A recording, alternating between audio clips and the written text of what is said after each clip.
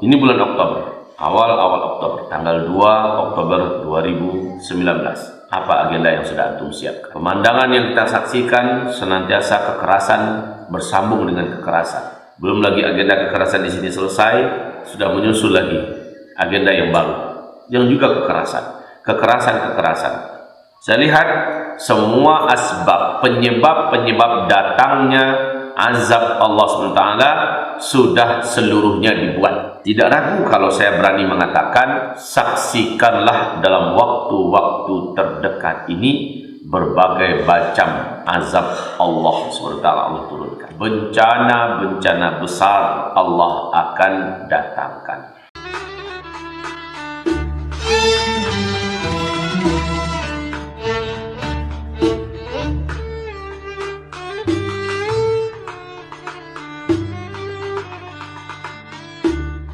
Bismillahirrahmanirrahim. Assalamualaikum warahmatullahi wabarakatuh.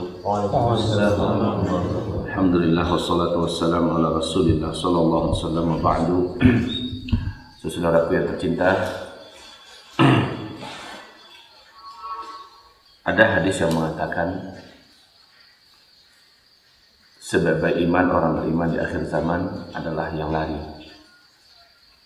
ke puncak-puncak bukit, membawa hartanya, ternaknya, keluarganya, menyelamatkan imannya. Hadis ini apabila didengarkan pada hadis yang lain, di masa-masa fitnah, orang yang mematahkan pedangnya adalah lebih baik daripada orang yang menghunuskan pedangnya. Hadis yang lain, orang yang tidak ikut berjuang, orang yang duduk lebih baik daripada orang yang berdiri. Orang yang berdiri lebih baik daripada orang yang berjalan. Orang yang berjalan lebih baik daripada orang yang berlari. Artinya, tidak ikut berjuang itu lebih baik. Tidak ikut berperang itu lebih baik. Pertanyaannya, apakah hadis ini berlaku secara umum? Atau hadis ini berlaku dalam kondisi tertentu? Jawabannya yang nomor 2. Ini hanya berlaku dalam kondisi tertentu, yaitu ketika terjadi baku hantam sesama orang beriman, maka mematahkan pedang adalah lebih baik. Dalam artian, jangan ikut perang, jangan ikut saling membunuh-bunuhan sesama orang beriman. Begitu yang dimaksud. Kalau terjadi, apa kata Anas bin Malik ketika dia diajak oleh sang sultan, marilah bergabung, marilah kita perangi musuh-musuh Allah. Apa kata beliau? Sementara peperangan itu terjadi antara orang-orang beriman. Apa kata Anas bin Malik? Tidak. Walaupun engkau paksa saya, engkau seret saya tidak akan ikut. Lalu dibacakannya hadis, ya, saya lebih baik pergi ke puncak-puncak bukit, membuat ternak saya dan menyendiri di sana. Kalau bahasa kita di Indonesia ini, lari kita ke hutan, bawa keluarga kita, bawa harta kita dan ternak-ternak kita, lalu kita hidup di hutan. Itu lebih baik daripada kita berkecimpung dalam masa-masa fitnah. Fitnah yang dimaksud padahal dalam konteks ini dikembalikan kepada sejarah para sahabat, yaitu fitnah terjadinya pertempuran antara orang-orang beriman sesama orang-orang beriman. Nah, ini tidak ikut bergabung dalam kondisi itu, inilah yang dimaksud itu lebih baik. Orang yang duduk lebih baik daripada orang yang berdiri, orang yang berdiri lebih baik daripada orang yang berjalan, orang berjalan lebih baik daripada orang yang berlari. Tapi dalam kondisi kita yang sekarang, apakah hadis ini pas untuk kita pakai? Jelas tidak. Sebab ketika Rasulullah menjelaskan siapa itu para ghuraba, orang-orang asing di akhir zaman, maka kata Rasulullah SAW, alladzina yuslihuna an-nas idza fasada an-nas. Orang-orang yang ghuraba itu adalah orang-orang yang tampil maju ke depan. Dia memperbaiki keadaan yang rusak. Dia tampil maju ke depan. Dia memperbaiki manusia-manusia yang rusak. Bukan lari pergi ke hutan, bukan hidup di tengah-tengah hutan, tetapi dia tampil ke tengah-tengah manusia melakukan perbaikan. Dan perbaikan itu sesuai keadaan. Ada perbaikan hanya cukup dengan akhlak, ya. Ada perbaikan dengan dakwah, dengan segala medianya. Ada perbaikan sampai ke tingkat menegakkan jihad.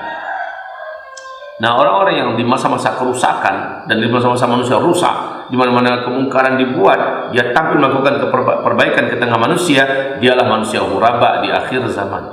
Fatuba lil ghuraba. Disediakan tuba untuk orang-orang yang ghuraba itu. Tuba adalah sebuah kawasan yang maha indah di dalam surga disediakan bagi orang asing di akhir zaman atau orang yang terasing. Orang yang terasing itu atau orang asing itu dari umat Nabi Muhammad, salah satunya adalah orang-orang yang tampil ke tengah-tengah umat, memperbaiki umat yang rusak, tampil menghadapi kemungkaran, tampil merubah keadaan yang penuh dengan maksiat dan dosa. Mereka lah ghuraba itu. Jadi saudaraku, bukan lari ke hutan, ya, bukan menyepi menyendiri. Saya tidak mau berkecamuk dalam fitnah ini, saya mau lari saja bawa keluarga saya. Yang melakukan ini, maka dia termasuk di antara orang-orang yang dimaksud oleh Rasulullah SAW. Dia menyaksikan kemungkaran terjadi, dia menyaksikan kejahatan dibuat, tapi dia tidak berbuat, dia diam saja, bahkan berdoa pun tidak, malah dia lari. Dia adalah syaitan. Saudaraku yang kami muliakan, kemudian ini bulan Oktober, awal Oktober, tanggal 2 Oktober 2019. Apa agenda yang sudah antum siapkan? Pemandangan yang kita saksikan senantiasa kekerasan bersambung dengan kekerasan. Belum lagi agenda kekerasan di sini selesai, belum lagi selesai, sudah menyusul lagi agenda yang baru, yang juga kekerasan. Saya lihat semua asbab penyebab datangnya azab Allah SWT sudah seluruhnya dibuat. Maka tidak ragu kalau saya berani mengatakan, saksikanlah dalam waktu-waktu terdekat ini berbagai macam azab Allah SWT Allah turunkan. Berbagai macam bencana besar Allah akan datangkan. Ditambah dengan berbagai macam haraj akan melanda kehidupan kita. Sebab asbabnya sudah lengkap. Cara selamat kami bagaimana Ustaz? Lihat Palu. Kejadian Palu tahun yang lalu, lihat Palu. Ketika bencana datang, ternyata unik benar bencana-bencana di akhir zaman ini. Allah hanya perintahkan bencana ini mendatangi sebagai azab ya orang-orang yang melakukannya. Bukan berarti orang yang tidak melakukannya pasti dijamin selamat, ya tidak juga.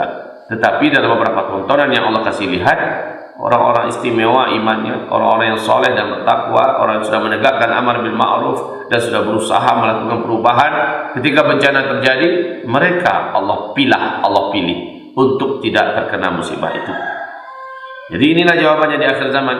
Untuk menghadapi alam, cukup keimanan dan ketaatan kita, serta kita sudah tampil menegakkan amar bil ma'ruf nahi anil munkar yang akan menyelamatkan kita. Allah akan pilah sehingga kita tidak termasuk di antara yang terkena musibah itu.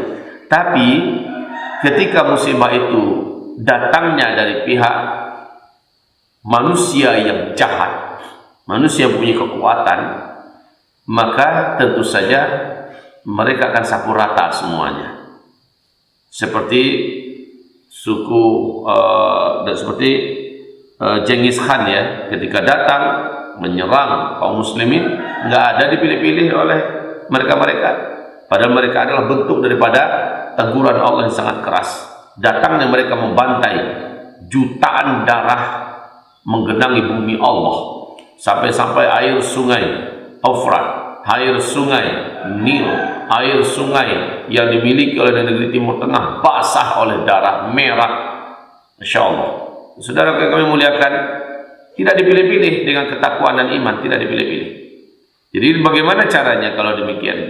Berarti keimanan dan ketaatan kita ini kita akan dijaga oleh Allah apabila alam bencananya itu bersifat alam. Bencana itu bersifat alam. Tapi kalau bencana itu bersifat datangnya manusia jahat, maka apa yang Allah firmankan di dalam surat Al-Anfal ayat 25, merata kenanya. Dia akan sapu bersih. Ya'juj Ma'juj datang merata, Dajjal datang merata, ya. Yang bisa selamat siapa? Yang dengan sengaja ingin selamat. Kayak datangnya Dajjal, yang dengan sengaja ingin selamat dengan cara memprotek dirinya menghadapi Dajjal dengan membaca ini, ya, kemudian melakukan ini, maka mereka akan selamat. Jadi harus ada action. Nggak cukup hanya dengan iman dan amal soleh dalam artian saya sudah banyak tahajud selama ini, saya sudah banyak duha selama ini, sedekah saya, baca Quran saya, bahkan saya hafiz Quran, lalu ingin selamat dari Dajjal. Nggak mungkin. Harus ada beberapa action nyata yang sudah dituntun oleh Rasulullah. Demikian juga ketika hantaman meteor yang menjadikan dukhan terjadi. Rasulullah mengatakan, siapa yang melakukan ini, siapa yang melakukan ini, siapa yang melakukan ini, dia akan selamat. Yang tidak melakukan ini, dia akan binasa, dia akan celaka. Berarti tidak cukup hanya iman dan amal soleh kita selama ini, harus ada action. Begitu juga menghadapi kejahatan manusia-manusia yang sedang berkuasa, yang sedang brutal, yang sedang jahat-jahatnya. Ini tidak bisa hanya dengan iman dan amal soleh selama ini. Harus ada action dalam rangka membebaskan diri kita, menyelamatkan diri kita.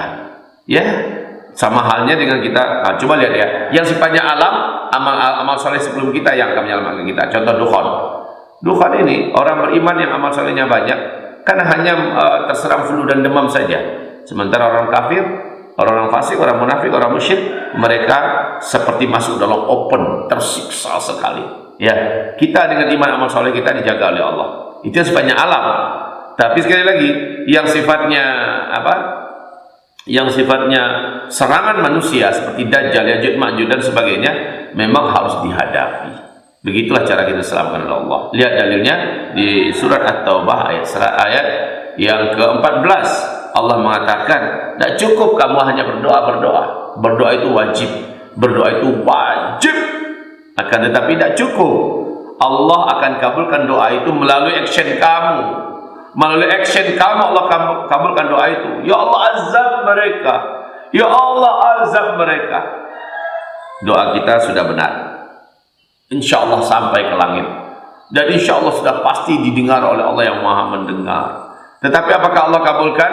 Allah sudah jawab di surah At-Taubah 14. Qatilu yu'adzibuhumullah bi'aidikum.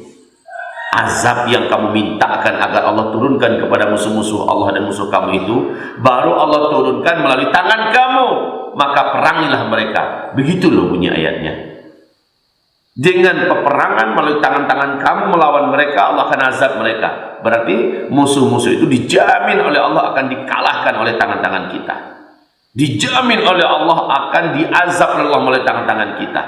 Melalui tangan-tangan kita. Jadi sekali lagi, yang nggak bisa dengan iman dan amal soleh sebelumnya, lalu kita selamat, kita ditolong oleh Allah, nggak bisa. Wa yukhzihim, Allah akan hinakan musuh-musuh Allah itu. Wa yansurkum alaihim, Allah akan tolong kamu dalam melawan mereka.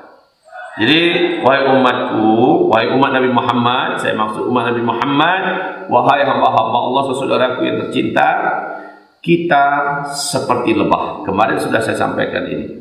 Maka konsep lebah ini tetap lengket pada diri kita, sebab Allah yang memberi nama dan memberi status kepada kita bahwa kita adalah bangsa seperti lebah. Ya, kita tidak mau menyakiti, tetapi tolong diingat baik-baik saudaraku, bila kita sudah disakiti, lawan. Bila sudah disakiti, jangan menyerah. Disakiti, disiksa sampai kita mati, apa enaknya? Sakit semua. Seharusnya mumpung tenaga masih ada, sakiti mereka seperti mereka menyakiti kita. Kan itu firman Allah. Fa in 'aqabtum fa'aqibu bimithli ma 'uqibtum bih. Kalau kamu disakiti, sakiti mereka seperti mereka menyakiti kamu. Kan itu perintah Allah. Ajaran Islam ini bukan tampar pipi kanan, serahkan pipi kiri. Bukan itu ajaran Islam. Kau tampar pipi kananku, balas menampar pipi kananmu. Kau tanggalkan gigi kananku, tanggalkan gigi kananmu. Begitu dalam Islam. Jadi saudaraku, tolong ke depan jangan lari lagi. Jangan lari. Lalu kemudian kita habis seperti di Wamena. Selagi masih bisa lari, ya memang wajib lari. Selagi masih bisa untuk menyelamatkan diri, wajib menyelamatkan diri. Tapi kalau sudah terkepung, maka lawan. Sudah tidak ada lagi jalan yang lain, lawan. Satu saja tekadnya, saya wajib syahid. Ya, saya wajib mendapatkan syahid. Itulah peluang syahid terbesar. Cara syahidnya bagaimana? Bukan menyerahkan diri begitu. Ya, tapi lakukan perlawanan yang maksimal. Kalau sudah melakukan perlawanan maksimal, saya jamin. Dari mana saya jaminnya? Dengan ayat, dengan kebenaran Allah SWT. Saya jamin saudara pasti dimenangkan oleh Allah Subhanahu wa taala. Pasti ditolong oleh Allah. Allah akan turunkan tentara-tentara dari langit yang tidak bisa dilihat, tetapi musuh-musuh bisa melihatnya. Tentara-tentara ini tak terkalahkan. Bahkan bersatu pun iblis dengan Dajjal, bersatu pun seluruh setan di muka bumi di bawah komando iblis dan Dajjal untuk melawan tentara-tentara Allah ini tidak akan bisa. Oleh karena itu majulah, bergeraklah, tampillah. Wamena, seluruh Papua bersiap-siagalah. Sesungguhnya masa itu sangat dekat, dan Indonesia bersiap-siagalah. Masa itu sudah dimulai. Oleh saudaraku, oleh karena itu saudaraku, dimanapun saja kita berada, waspadalah, bersiap-siagalah, dan apabila itu memang terjadi, tidak ada pilihan yang lain, jangan menyerah, jangan menyerah, jangan menyerah, lawan. Semoga Allah Subhanahu wa taala membebaskan kita dari kehinaan ini. Semoga Allah Subhanahu wa taala membebaskan tanah air tercinta kita dari kehinaan ini. Semoga Allah Subhanahu wa taala menyelamatkan agama kita ini. Semoga Allah Subhanahu wa taala memenangkan kita semua. Takbir, Allahu akbar. Takbir, Allahu akbar. Takbir, Allahu akbar. Wabillahi taufiq wal hidayah. Subhanakallahumma bihamdika asyhadu an la ilaha illa anta astaghfiruka wa atubu ilaik. Assalamualaikum warahmatullahi wabarakatuh. Waalaikumsalam warahmatullahi wabarakatuh.